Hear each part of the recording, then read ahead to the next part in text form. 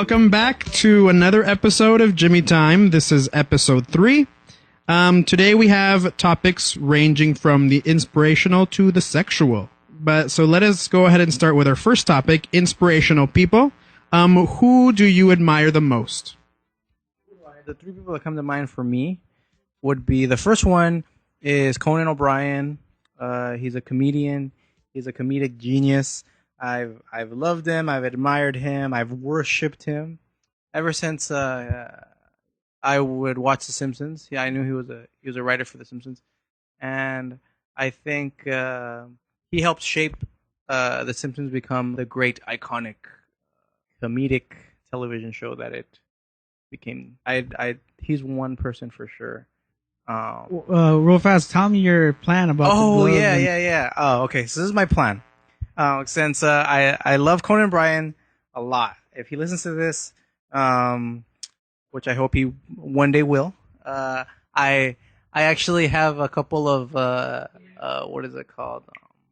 Souvenirs? Yeah, I have a couple souvenirs that I took from his stage on the Conan show. We went to go see that. We went to go see Conan. I want to say in March. December. It was in December. We went to go see Conan, and I took one of his spotlights that he has. He has a little spotlight. I took it. I took what I think like a work glove, and then I took a Warner Brothers water bottle, and I was like, oh, I have to have a souvenir. And it was hard. It was hard I had to like ninja my way into taking the little spotlight. Yeah, I just took a picture, but German went all out. Yeah, and so my plan is if I ever meet Conan, to give him back his spotlight and his glove. I lost the bottle though. I'm sorry, Conan. And so I could. Well, next time we want to go see him, they're not gonna let us in. I know. Hey, we heard it on the podcast. You took our stuff. Now you said you had 3. Yeah. Okay. So Conan was the first one. The second one is Conan. Conan again. Conan again. No. It's Darren Brown. I don't think he's that known here in the States, as he would say. But he's really big in Britain. He's English. And he's a magician / mentalist / I don't know, psychological manipulator, I guess. But what he does is he says he mixes magic, suggestion, misdirection, and showmanship to present not just magic, but like influential like mental techniques. And he makes them really, really interesting. Like one was like he talks about this thing called negative suggestion, and that's a big reason why when you tell yourself not to do something and then you're more compelled to do it. Like for example, if I say don't think of a black cat, what do? You think of a black cat because the command "think of a black cat" was there in the sentence, and he's phenomenal. He's a really big influence in not just like entertainment, but in just my everyday life. Like things that I've read from his books and I've seen from things I've seen from his show. I like will try to apply it and like just even my everyday. And I think there's some of his episodes are on Hulu. Watch Darren Brown on Hulu or just YouTube. And Conan is on TBS.com. Yes. And you had a third one? Obviously, Conan O'Brien. Conan O'Brien. Again. No, I apologize. It's Dave Chappelle. Dave Chappelle, the comedian. He's also extremely witty. He's really smart. He's very funny. He did the Chappelle show. Just that alone, his stand up is really good. I know he was on Star Search. I saw that he was really good. So yeah, those are my. If you know what that means. I was hoping one of them was going to be John Goodman. I know he's an inspiration too. John Goodman. No, I just I try to look like him physically. I don't try to be him in any other way. For mine, I would say the first off, for those of you in Southern California, who still listen to the radio, Dr. Drew. Yeah. Yeah. Just because he's how he is, because He's sexy. like he's sex, but it's crazy. Like he has like 3 children, like triplets, and they're in college. Like it's cool how like when I have kids, I want to be able to raise 3 children and send them to college. But anyways, but yeah, psychology wise, yeah, he's up there, and that's about it. Like my mom, of course, mom, if you're listening, no, it's saying. But yeah, that's it for me. Short, simple. Yeah. I guess I would say for myself, I I never really put any thought into who I admired or anything like that. But I guess well, the first person I would say, like honestly, would be probably my brother, because he pretty much whatever he set out to do, he went out and did it, and he achieved some goals that he's been wanting for like forever. So, and he achieved them. So I find that like inspirational, that maybe if he was able to do that, then maybe I have a chance to achieve the goals that I want to. I mean, same blood, maybe some of that came to me too, but yeah, I would say he would probably be the biggest in my life. And I guess musically, for those of you who don't know, I'm a musician. I play in a band, and I also write my own separate things.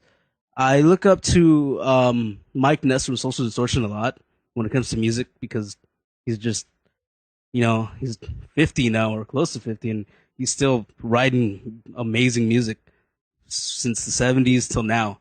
So that's just amazing. And I just really I really relate to the stuff that he writes about, and then the way he arranges his music, and it's just, for me, it's just amazing. So I look to him highly when it comes to my music. It really influences my writing as well. And I think, yeah, those are the only 2, I believe. I like how we have a varied set of people in fields and sort of thing. My inspirational people come from religious theologians and gay rights activism. For some of you that don't know, this coming 11th of October is National Coming Out Day. And so a few of the people that I would probably say I admire the most are Bishop Gene Robinson, which is the first out Episcopal bishop. That he actually wore a bulletproof vest to his ordination when he went to accept, because he's a bishop now. If any of you know how the Episcopal Church works, kind of like the Catholic Church, but it's a little more liberal. Okay. And then there's Randy Robert Spots, which is the grandson of Oral Roberts. For those of you that don't know, that's he's a televangelist from probably the 50s, 60s, started a university. His grandson is from Texas. He goes around and does performance art, and actually sets up like a living room. And him and his now husband, because he recently got married, they just have a daily life in a set up living room. It's like a box, and it's a see-through box, and they just sit there and they go through their daily life. It's called the gay agenda, and so they go to rural places to show people what 2 gay men do in their daily life. So all they do is iron clothes and watch TV and have coffee and that sort of thing. And the last one would probably be Rob Bell. This is a theologian that has been, well, a little bit of controversy. He came out with a few books.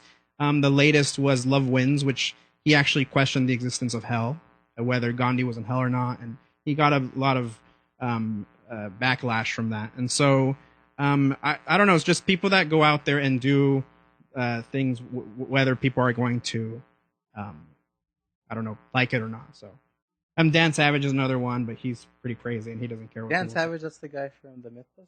Is that?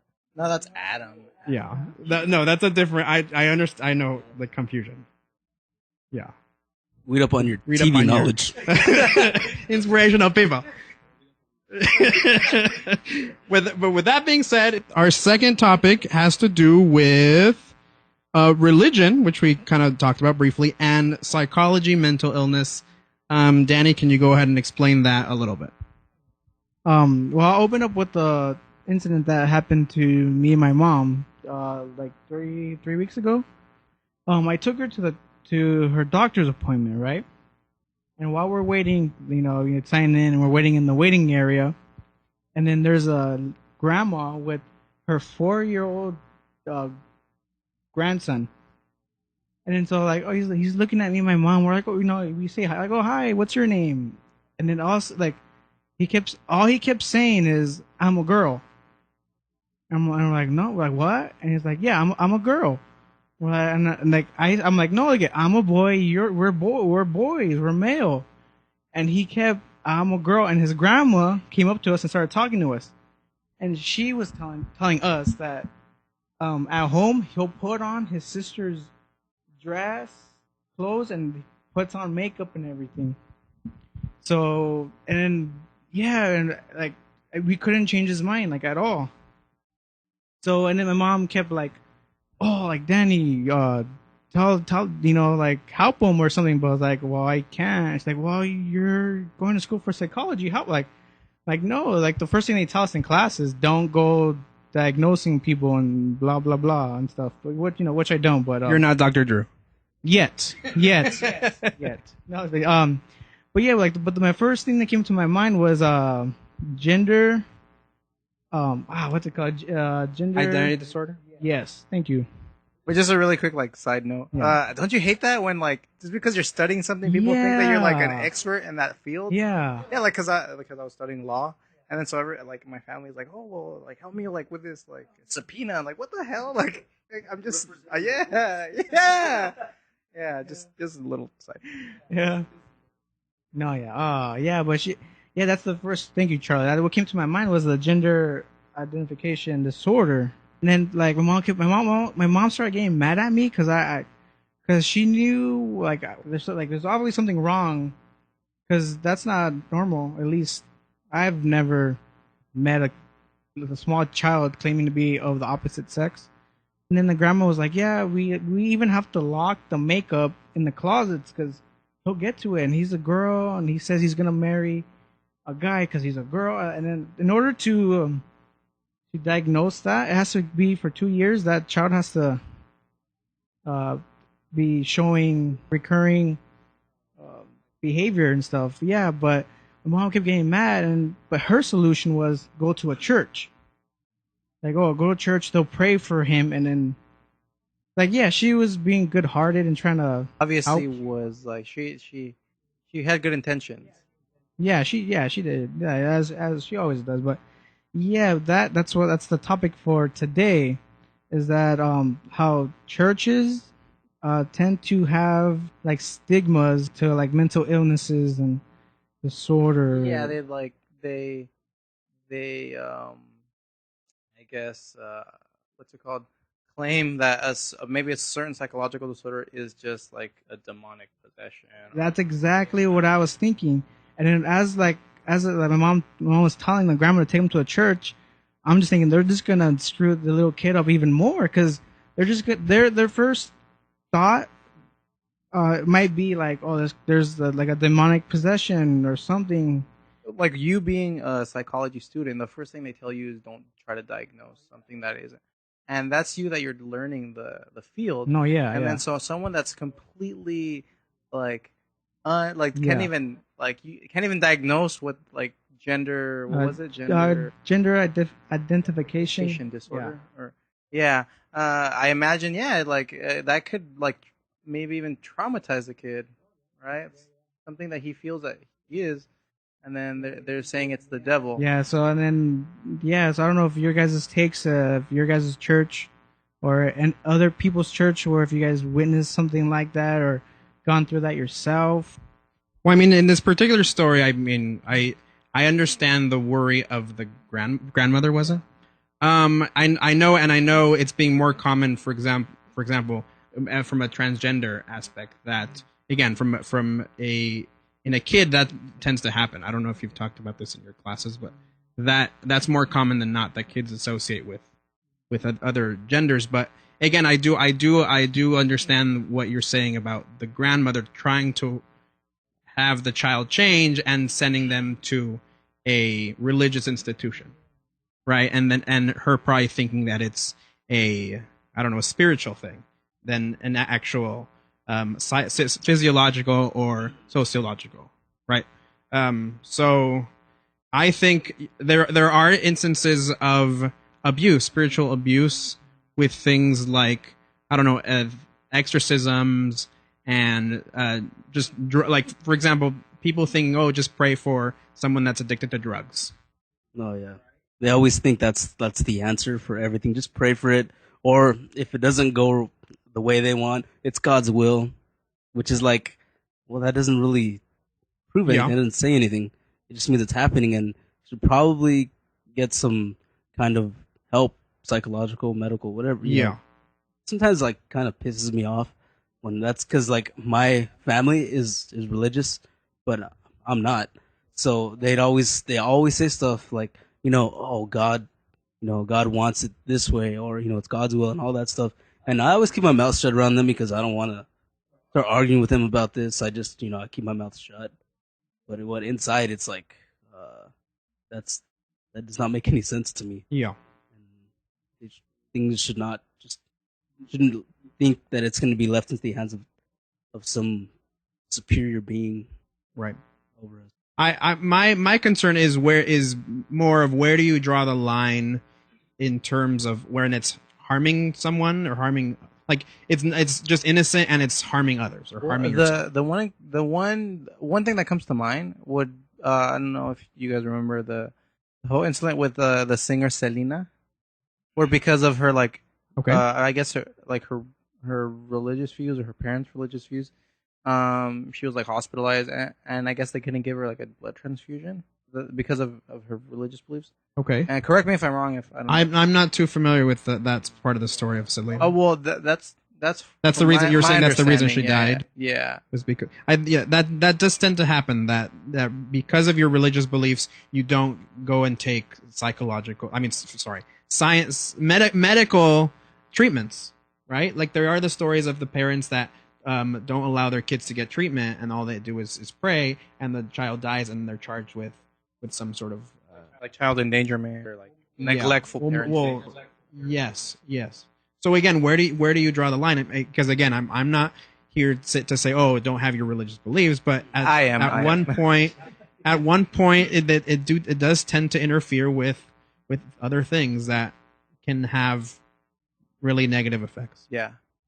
The other thing that comes to mind, I'm thinking of a reference here, and I know it's out of it's really Joan of Arc. You guys know about Joan of Arc? This was the female crusader in France. Yeah.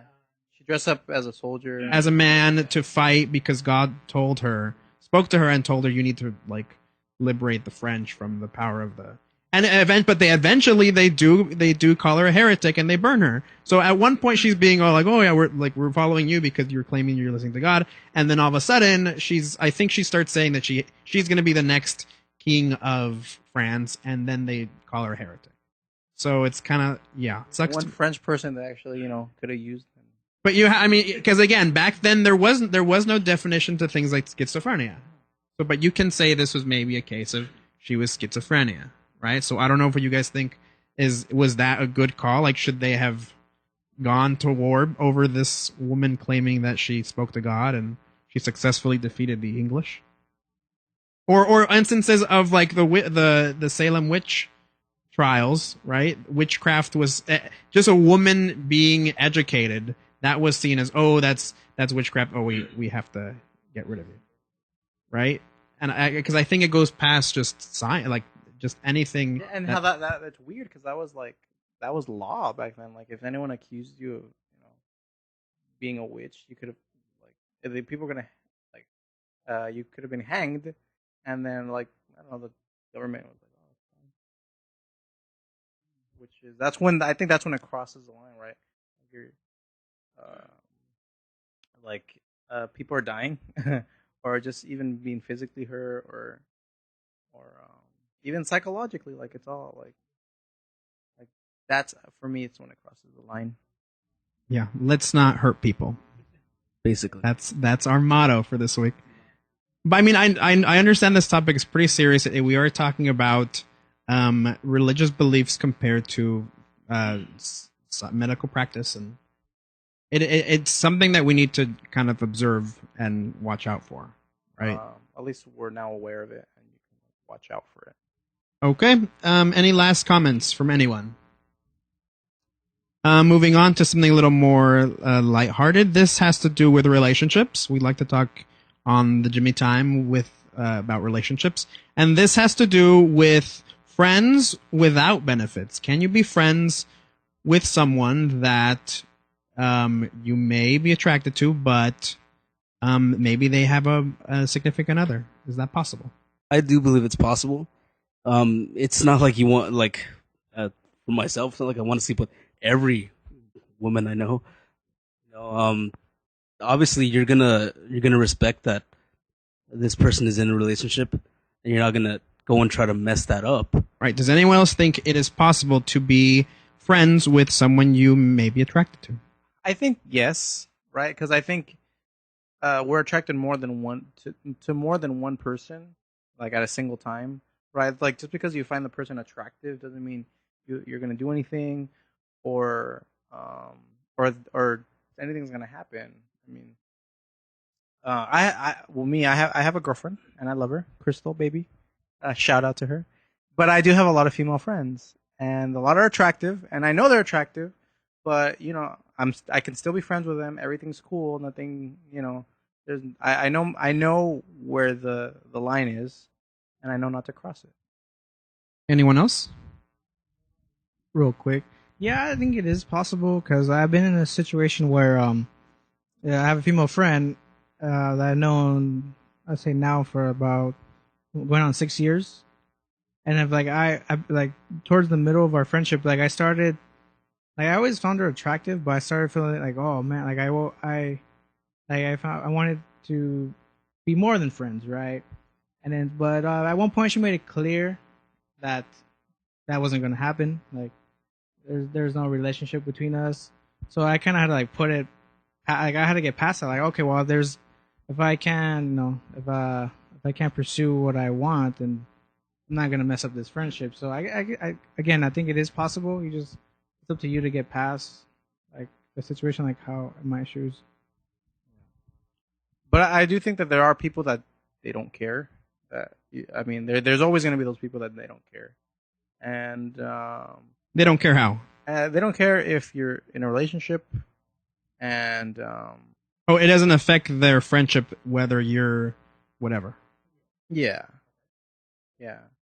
and they don't care. I mean, they could be your friends, but there's also people that they don't care you're in a relationship, and they still try to have some sort of like intimate situation with you. Okay. Okay, for example, to see what you guys would do. Your friend, one of your close friends, has been dating this chick for like 5-6 years, and then they break up, and then your friend's girlfriend starts to hit on you. What's up with what's your guys' call on that? If your ex's friend or your girlfriend's friend? Oh, your friend's girlfriend. Your friend's girlfriend. So it's his ex. It's his ex. I don't know. I mean, it depends how close you're with a guy. Like, if you're really close, then I mean, I wouldn't do it, right? But if it was just some guy you kind of knew, then it's all fair game. Right. I agree. Yeah, if it's a close friend of yours, then I would not. I wouldn't even try. That's off limits right there. Like you're, bro code you're, number one. Yeah, bros before hoes. one. That thing. We have to bring that up. It's there. It's there. Like, regardless, every single guy, we're like, yep. We know. And like every single guy listening is like, yeah, bro code. Shout out to How I Met Your Mother. Okay, now the other question I have has to do with: would you ever tell a girl, "Let's just be friends"? Well, yeah, if I wasn't like into her, Right? Yeah, because I've had that happen already. and I had to say, yeah, I can only see us as friends. That's as far as we can take this. And as crushing as that would be to someone, at least they know up front.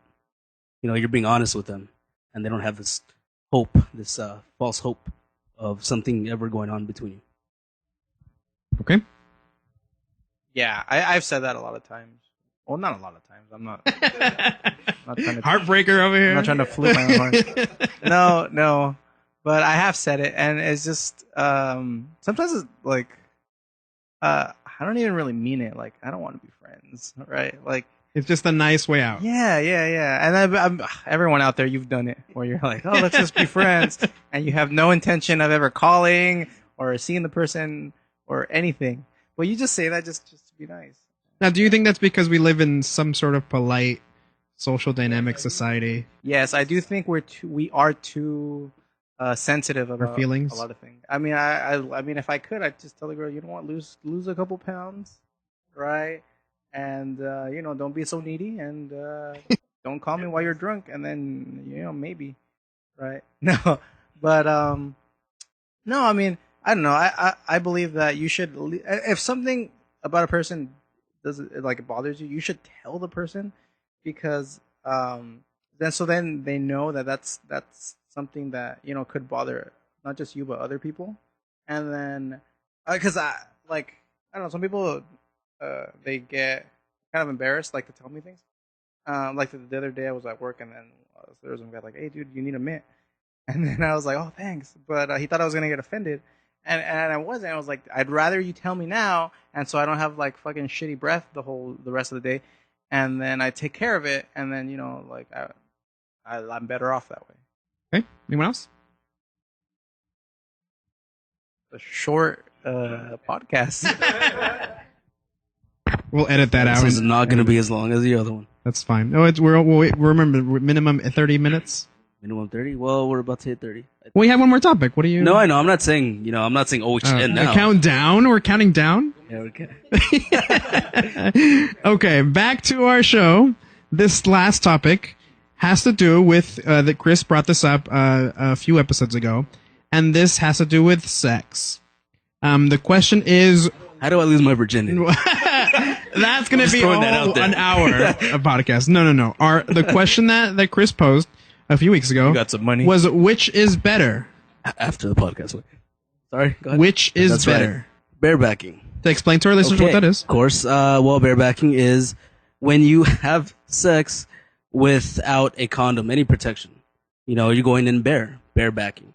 And so my question would be, which is better, going in without a condom, without protection, or being protected? Just really quick, I think that term is a little insensitive to our lesbian listeners. Barebacking, how do they get to do that? There's these things called dental dams.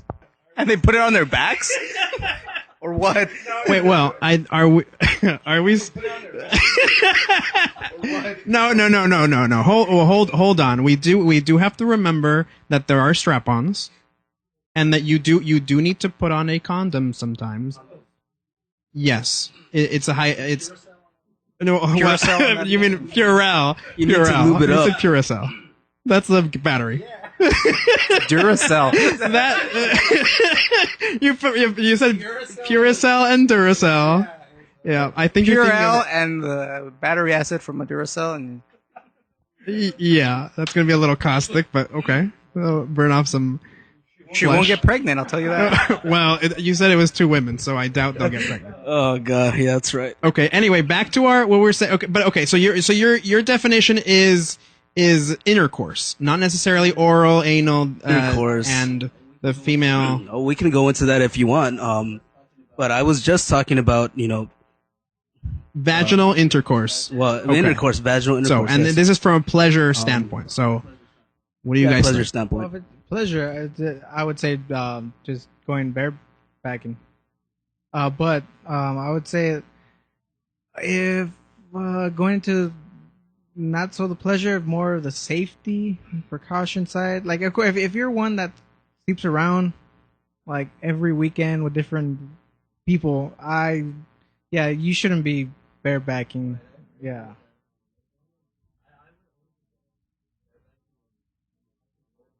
Right. Yes. Yeah.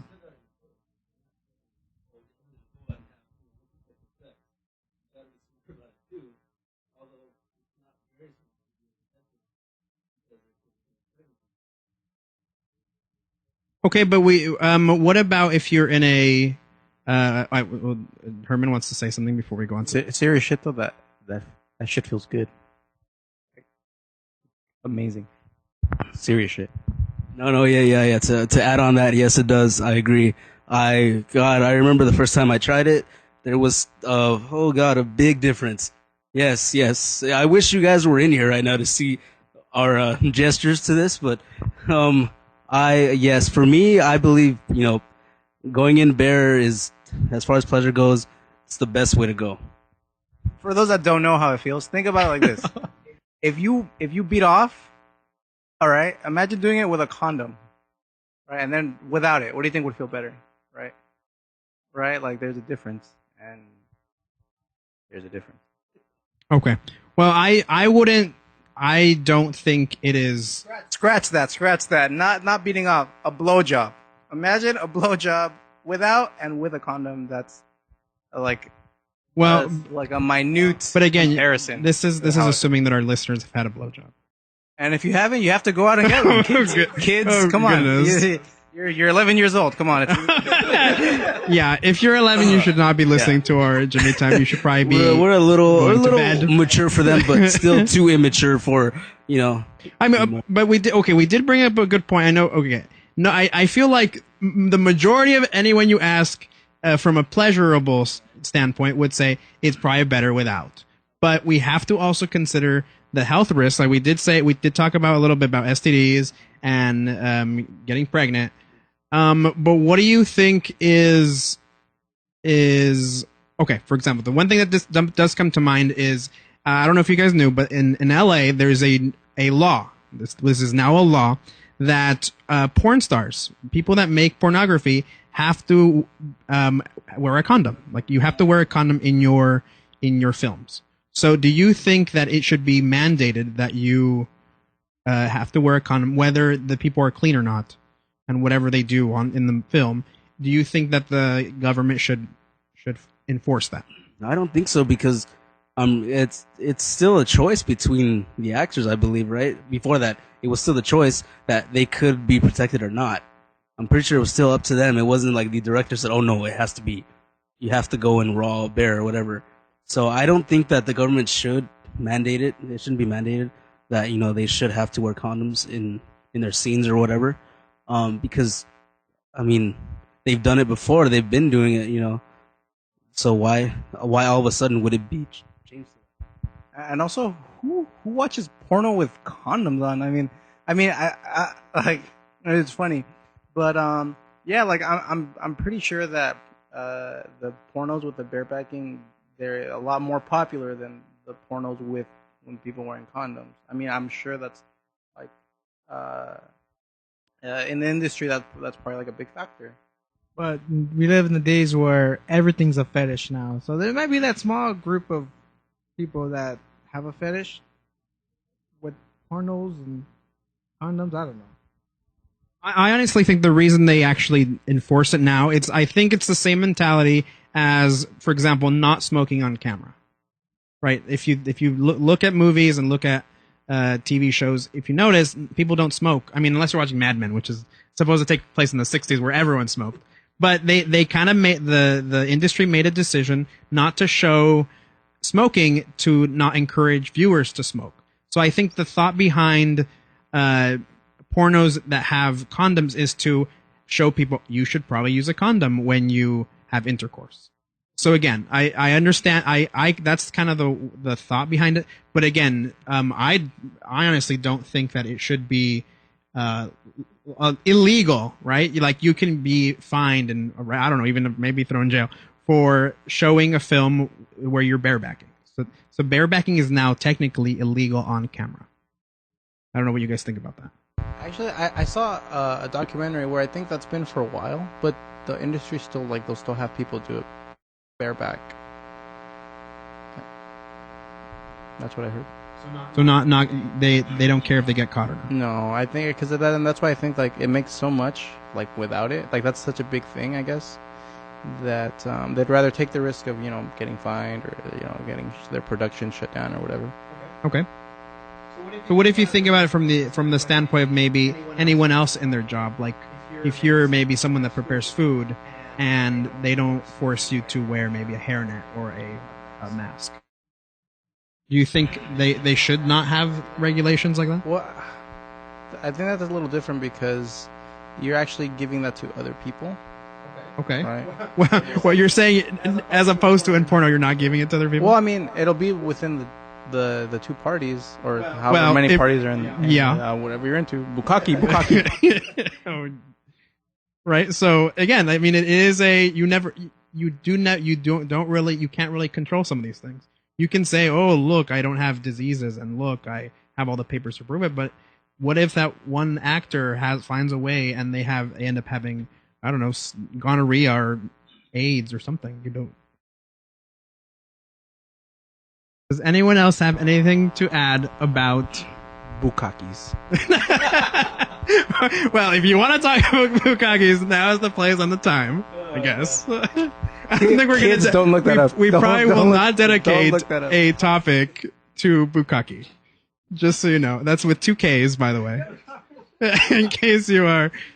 Well, you just said Darren Brown don't do it, and they're probably gonna do it. So, right? Don't go and type this word into your Google search. Plus, Google, they'll hook you up. You should Bing it. You should probably go on Bing. I say Bing. Google. Oh, there was that that versus thing of Google and Bing. Yeah. I tried it and then I got Google. So Yeah, I got Google too. I don't know where they got this whole 2 versus 1 being over Google. I know Bing. Lies. Advertisements lie to you. But anyway, that's that for all of our topics. If anyone else wants to add anything before we wrap this, please, try unprotected sex. It's good, but be smart. Yes, be smart. Make sure that your partner. Make sure that your partner is not infected with a disease, a venereal disease, and STDs. STDs. I do have to correct. Venereal disease. I'm sorry. It's not the 1950s. Okay. No, well, right. it's not just that's. Well, yeah. Birth control too. Also, birth control. I mean, not just condom, but like if you're going bareback and you're with your girlfriend, make sure she's on either the pill or preferably the shot, because that you don't you can't forget the shot unless you don't go to the appointment. But like throughout that time or after you got it, you it's already in your system. So that I will emphasize, kids. And then there's the tree, right? The one you insert. What's that called? Anyone The diaphragm? No. You surgically. I think I know what you're talking about, Charlie. I don't UTI. The UTI? No, it's not UTI. UTI is urinary tract infection. I don't think you want to put. No, okay, yeah. But I understand. I'm pretty sure people out there know what you're talking about too. I will look it up on Bing later. Okay, yes, Bing, not Google, right? I don't know if you guys heard, but I forgot who showed me. I think I reposted the article where I think it's in Europe where they start developing some pills that men take that It kills your sperm. kill your sperm. So it's kind of like that's the right. male birth control pill. But does that have any Side permanent? effects? Oh no, Yeah, was it a side- surgery? Who I showed one of you guys. It was a surgery. Oh, I don't know. Do you remember, Charlie? I feel like it was some sort of sponge or some. It was some device. Called a vasectomy, No. which has been around. No. It was less invasive. Castration? No, I said less invasive. It's something that's easily reversible, whereas a vasectomy is not that easily reversible. Like you have to surgery twice. so and it's possible to have it reversed. Yes, it's easy. I think they just put a Tell stop. me where they, to just sign. they just put a stopper in your vas deferens. It's like a circumcision. For those of you that easily know your reversed. anatomy, vas deferens is where the semen exits the body, not the urethra, but the vas deferens. Oh, okay. They block the they add some sort of gel. I think it was a gel. It was a gel. It was a shot, didn't they? Yeah, they inject you with the shot, and that's good. I think I read it was good for 3 years. And then, if you ever want to change, if you want to have kids, you go back and they give you another shot to, I guess, get it out of your system or dilute it. And another good way to learn about the reproductive system, there's a song by NoFX called My Vagina. Everything you need to know in that song. Oh, okay, but there's no pictures. But it's very descriptive in the music. Just Okay. listen to it. It talks about deferens and vas deferens and other things. Okay, that's how you learned. That's how I learned. Without that, I wouldn't have, I would still be a virgin right now. So we could cut all sex health ed programs in school. And just play that song. Oh, okay, that's good to I know. think that would help kids a lot more. They'd want to listen to Give them a NoFX album and you're good. Yeah, that and any Barry White, I think. Barry White. Oh yeah, you guys. They'll learn how to set the mood and then do it right. But you guys didn't answer my question. How do I change the fact that I'm a virgin? Oh, again, we're going to dedicate an entire podcast, Chris, to have you lose your virginity. Step number 1, buy a hooker. Step number 2, have sex with a hooker. Step number 3, do not pay the hooker. Grand Theft Auto that, dude. I thought it was just don't be a bitch. I don't know. Nowadays, women like bitches. I mean, yeah. If it wasn't for that, I would still be a virgin right now. Cool. Thanks for the information. And with that, we are That is the end. concluding this week. Last podcast. I'd just like to point out the difference between our topics today. It was really weird because at first we started off very serious. To the end, it was kind of serious, but we just made way more fun of it. Well, no, I mean, but it is a serious topic. I think that there is a rise in teen pregnancies because of the fact that less teens are using contraception. No, but I think it's because also the viewers too, the guys listening, they're always giving us like, hey, you guys should be a little more exciting, a little more fun, and thank you guys. Yeah, well, just quick, what Charlie added, how there's more teen pregnancies. Tying in with the other topic that we had earlier, the church. You think, I believe we talked about it before, where how churches tend to, emphasize Abstinence. There you go. I can think of Yes. it. Yes, where as if you're a rabble kid at church and you go out, they don't really the church doesn't really educate you, and that's why you see a bunch of pregnant chicks in church. So I don't know. That's pretty true. I do believe that just promoting abstinence and not really, going into detail with these kids because they're afraid of I don't know what they're afraid of. They think I don't know. They just don't want to know about the world or something. But yeah, that's I believe that church is a pretty big factor in the reason why there's a lot of teen pregnancies now. But at the same time, again, if you look at the statistics that show that young people, less and less young people are going to church, yet why are more and more young people getting pregnant? So I don't think it's misinformation. I think it's the lack of correct information. Right, the lack of correct information. Right. So I think if we actually had, like we said, instead of maybe abstinence-only programs, which I mean nowadays it's not as popular as it was maybe 5-10 years ago. A lot of schools emphasized an abstinence-only. Yeah, they had those like purity forms that you just sign it. And Yeah. I remember. Yeah, at school. But I think a lot of those. It sounds to me like a lot of those programs have been cut because again these programs existed under when the Bush administration. They were probably unpopular amongst the elementary kids. Well, that's the other issue is that they didn't teach it early on. They taught it middle school, 7th, 8th grade. Yes. After they had sex, then they were like, oh well, this is what sex is. Well, I mean that you do have a point. Where I think what was the minimum age for a male in the U.S. to lose their virginity was, I think, 14? 14. 14? It was 14, 15. It was pretty... I mean, these are freshmen and sophomores in high school. Yeah. So, and I think for the female is 16, 17. Sounds about right. That's the age that you lose your virginity. So again, and we're teaching this when? Like college? Wait until college human sexuality Right, course. after they're having sex. Yeah. Yeah, I was a late bloomer. I was like 18, 19, around there. just thought I'd throw that in there. Thanks. Yeah, Thanks why for that this. information was important, I don't know. I'm not telling you. that Oh was wait, a- I told you I was That a was a virgin. TMI moment. TMI. No. Since we're sharing, I was 17. Why is a competition all of a sudden? Wait, why'd you hand me the mic? Yeah, 17. I think that's the average age. I don't know. Well, if I'm gonna curve the I'm gonna be the one that curves. I think it was. How old am I now? I don't know. It was a few days ago.